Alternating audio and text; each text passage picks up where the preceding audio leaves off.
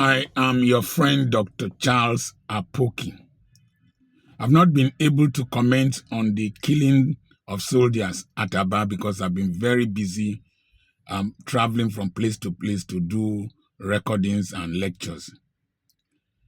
I know Ogbo Hill, Obikabia Junction, Ukegbu Road, and Ehere, that axis very well. I grew up in that area. I'm strongly against the killing of any person. Soldiers being killed by civilians, non-state actors in Nigeria is not acceptable.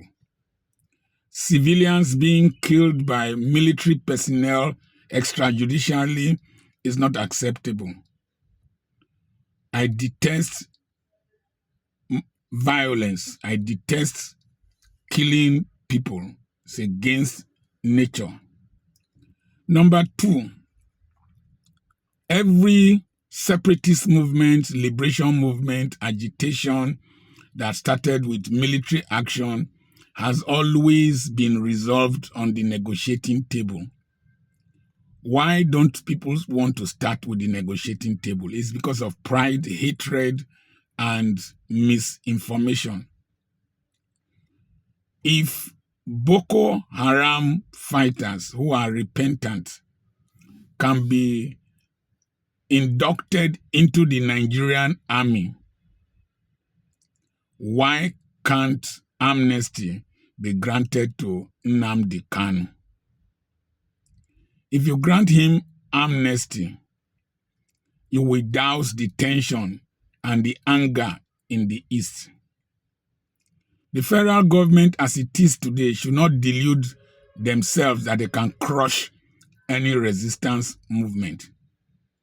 History has not proven them to be able to do that. We've not been able to do that with Boko Haram agitators. We've not been able to do that with bandits, herdsmen, with kidnappers.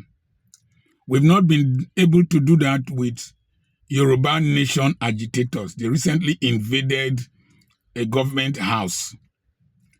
Why would the government not call these people from these different regions, meet with them, find out their anger and why they are agitating, and then settle with them so that we can live harmoniously together?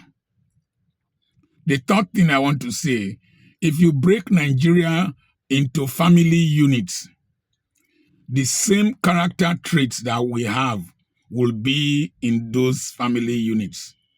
You are not going to import angels into Duduwa Republic, into Biafra, into Arewa Republic. It's the same exploitative oligarchs and elites that will still come on top and rule over you wherever you break to. The President General of a village died recently. He collapsed. About 17 million was seen in his house. Bags of salt were seen there. Bags of beans were already growing in his house. Dried meats were getting rotten. And there were so many poor people in that community that he was supposed to distribute things to. He did not distribute to. He died leaving them behind, rotting. That's how the mindset of the typical Nigerian elite is. Whether they are from Biafra, whether they are from Oduduwa, whether they are from Arewa, whether they are from minorities, the same greedy elites will emerge in every place. Let's think of how we can resolve and improve on the present system instead of going to destroy ourselves. Liberation movements are very catastrophic, extremely destructive, and the Igbos have a lot to lose. Remember the abandoned properties issue in Port Harcourt. Remember the deaths that followed during the Civil War. I was already able to read newspapers.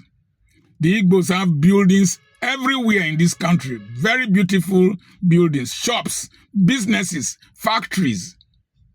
What do you think will happen to them if violence breaks out? He who has more to lose should be careful when people are using fire to play.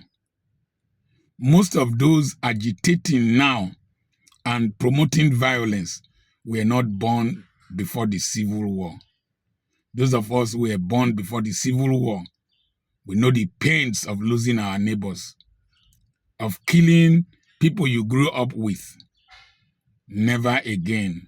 Let's apply wisdom. He who brings a stick filled with ants should not start screaming when lizards start coming to his sitting room. I want to beg the federal government, go only after criminals. Don't punish the innocent with the guilty.